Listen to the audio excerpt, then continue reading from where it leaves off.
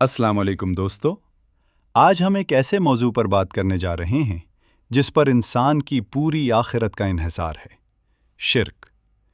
یہ صرف ایک لفظ نہیں، بلکہ وہ گناہ ہے جس کی وجہ سے اللہ تعالیٰ نے جنت تک حرام ہونے کا اعلان فرمایا۔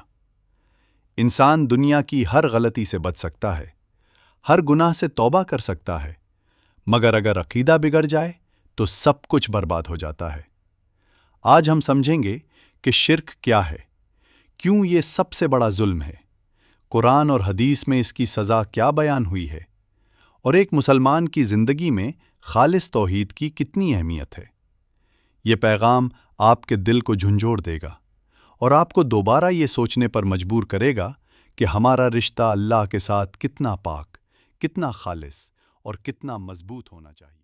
شرک کا عذاب اور اس کی آخرت یہ ہے کہ شرک اسلام میں سب سے سنگین گناہ ہے، کیونکہ اس کا مطلب اللہ کے ساتھ کسی کو شریک ٹھہرانا ہے۔ لغوی طور پر شرک کا مطلب حصہ دار بنانا ہے، اور دینی معنوں میں اس سے مراد اللہ کے علاوہ کسی کو خدا کا شریک سمجھنا یا اس کی ذات و صفات میں کسی کو شامل کرنا ہے۔ اس کے اندر بت پرستی، قبروں، درختوں یا بزرگوں کو معبود سمجھنا یا ان سے ایسی مدد مانگنا شامل ہے جس کا ایکٹنگ صرف اللہ کے پاس ہے۔ قرآن و حدیث میں شرک کو ایمان یعنی توحید کا بالکل مخالف اور سب سے بڑا ظلم کہا گیا ہے۔ نبی کریم صلی اللہ علیہ وسلم نے فرمایا کہ سب سے بڑا گناہ اللہ کے ساتھ شریک ٹھہرانا ہے، اور ایک حدیث میں 4 بڑے گناہ گنوائے گئے، جن میں سب سے پہلا شرک ہے۔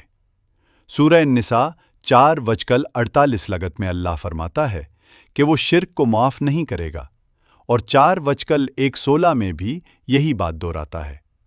سورہ المائدہ 5:72 میں ہے کہ جس نے اللہ کے ساتھ کسی کو شریک ٹھہرایا اس پر جنت حرام کر دی گئی اور اس کا ٹھکانہ جہنم ہے۔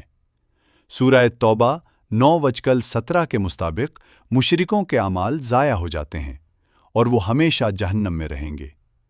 احادیث میں بھی شرک کی سخت ممانعت ملتی ہے۔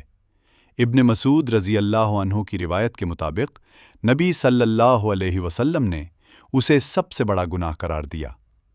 تفسیر ابن کثیر میں حضور صلی اللہ علیہ وسلم کا فرمان ہے کہ اللہ تمہیں مخلوق کی عبادت سے روکتا ہے۔ ابن عمر رضی اللہ عنہ کی روایت میں ہے کہ اللہ کے سوا کسی کی قسم کھانا بھی شرک کا سبب بن سکتا ہے، اور ابو ہریرہ رضی اللہ عنہ کی روایت میں نبی صلی اللہ علیہ وسلم نے فرمایا کہ شفاعت ان لوگوں کو ملے گی جو اللہ کے ساتھ کچھ بھی شریک نہ ٹھہرائیں گے۔ جو شخص شرک کی حالت میں مر جاتا ہے اس کے اعمال ضائع ہو جاتے ہیں، اس پر جنت حرام کر دی جاتی ہے، وہ ہمیشہ جہنم میں رہے گا، اور وہ رسول صلی اللہ علیہ وسلم کی شفاعت سے بھی محروم ہو جاتا ہے۔ البتہ اگر کوئی شخص زندگی میں سچی توبہ کر لے تو اللہ کی رحمت اس کے لیے وسیع ہے، جیسا کہ سورہ زمر 39:53 میں فرمایا گیا کہ اللہ تمام گناہ معاف کر سکتا ہے۔ اس لیے ہر مسلمان کا فرض ہے کہ اپنے توحیدی عقیدے کی حفاظت کرے، صرف اللہ کی عبادت کرے، اسی سے دعا کرے، اسی پر بھروسہ کرے، لا الہ الا اللہ کا اہتمام کرے، نماز قائم رکھے اور ہر قسم کے شرک سے بچا رہے۔ اللہ ہمیں ہمیشہ خالص توحید پر قائم رکھے۔ شرک سے بچنے کا طریقہ۔ شرک وہ گناہ ہے جسے قرآن نے ظلم عظیم کہا ہے، کیونکہ یہ انسان کو اس راستے سے ہٹا دیتا ہے جو سیدھا جنت کی طرف جاتا ہے۔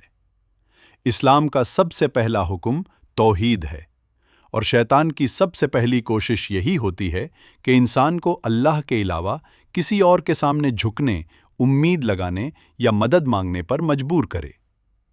شرک کبھی اچانک نہیں ہوتا، یہ آہستہ آہستہ دل کے اندر داخل ہوتا ہے۔ کبھی مشکل وقت میں قبروں، بزرگوں یا مردوں سے فریاد کرواتا ہے، کبھی پتھروں یا درختوں سے امیدیں جوڑ دیتا ہے، اور کبھی انسانوں کو وہ مقام دے دیتا ہے جو صرف اللہ ہی کا ہے، حالانکہ مدد، رزق، اختیار، شفا، عزت اور حفاظت صرف اور صرف اللہ کے ہاتھ میں ہے۔ نبی کریم صلی اللہ علیہ وسلم نے فرمایا، سب سے بڑا گناہ یہ ہے کہ تم اللہ کے ساتھ کسی کو شریک ٹھہراؤ۔ صحیح بخاری۔ اور ایک اور حدیث میں آپ صلی اللہ علیہ وسلم نے فرمایا، جو شخص اس حال میں مرا کہ وہ اللہ کے ساتھ کسی کو شریک ٹھہراتا تھا، وہ جہنم میں داخل ہوگا۔ صحیح مسلم۔ ان احادیث سے واضح ہوتا ہے کہ شرک کا انجام کتنا خوفناک ہے، اور اس سے بچنا ہر مومن پر فرض ہے۔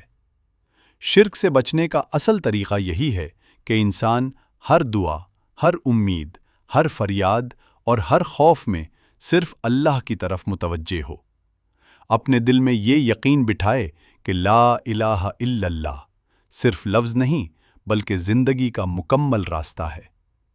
جو شخص توحید کو مضبوطی سے تھام لیتا ہے، اللہ اس کے دل کو نور سے بھر دیتا ہے، اسے خوف سے آزاد کر دیتا ہے، اور اس کے لیے ایسے دروازے کھول دیتا ہے جن کا اس نے کبھی تصور بھی نہیں کیا ہوتا۔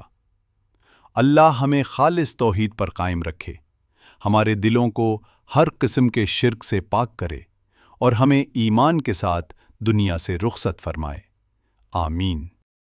آخر میں بس اتنی سی بات یاد رکھو، زندگی کی سب سے بڑی کامیابی دولت، شہرت یا دنیا کی محبت نہیں، بلکہ خالص توحید کے ساتھ اللہ کی ملاقات ہے۔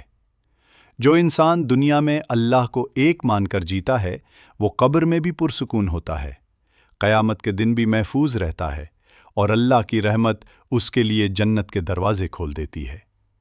شرک سے بچنا صرف فرض نہیں، اپنی آخرت کو بچانے کی واحد ضمانت ہے۔ جو دل صرف اللہ کے سامنے جھکتا ہے، وہ کسی خوف کا محتاج نہیں رہتا، اور جس کا بھروسہ صرف اللہ پر ہو جاتا ہے، دنیا اس کے سامنے چھوٹی پڑ جاتی ہے۔